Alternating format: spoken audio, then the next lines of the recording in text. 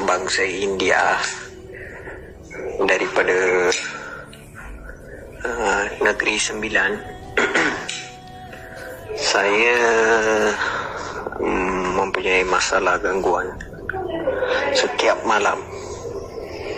Dah hampir dekat 3 tahun. Saya dah macam-macam tempat saya dah pergi tengok, tapi tidak berjadi-jadi. Yang jadi-jadilah dalam sehari 2 hari.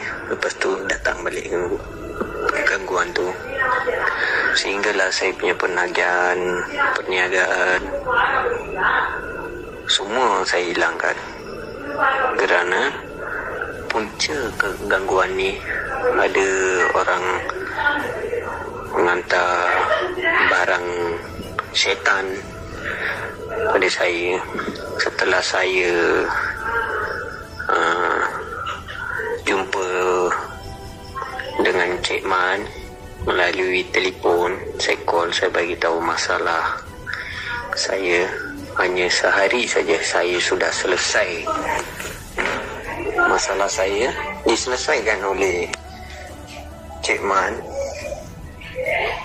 Sekarang ni saya hampir dah nak mula meniaga perniagaan saya. Orang yang jauh-jauh bolehlah hubungi Cik Man. Dari jauh pun boleh scan. Dia mempunyai ilmu yang begitu tinggi.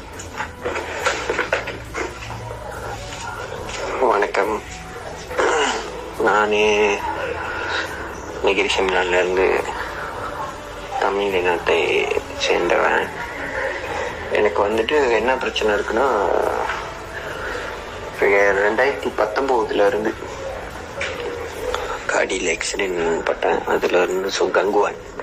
ராத்திரி ஆனால் படுத்து தூங்க முடியாது. வேலை கான்ட்ராக்ட் எல்லாமே போச்சு. என்னமோ போச்சு. என்னோட சொத்து பத்து எல்லாமே போச்சு. ஸோ எங்கேயோ பார்த்து முடியல. 16 இடம் பார்த்தேன், எதுவுமே முடியல.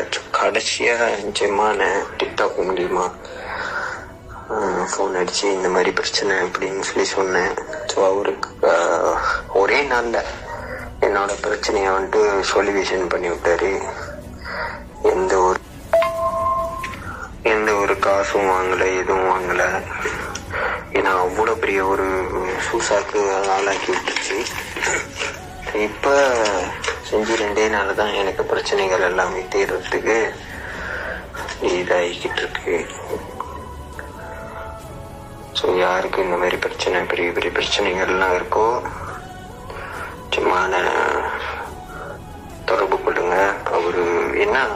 அவருக்கு ஒரு இது இருக்குன்னா, கொலிகேஷனு வெகு தூரத்துல இருந்து அவருனால ஸ்கேன் பண்ணி பார்க்க முடியும் என்ன பிரச்சனை ஏது அப்படின்னு சொல்லி.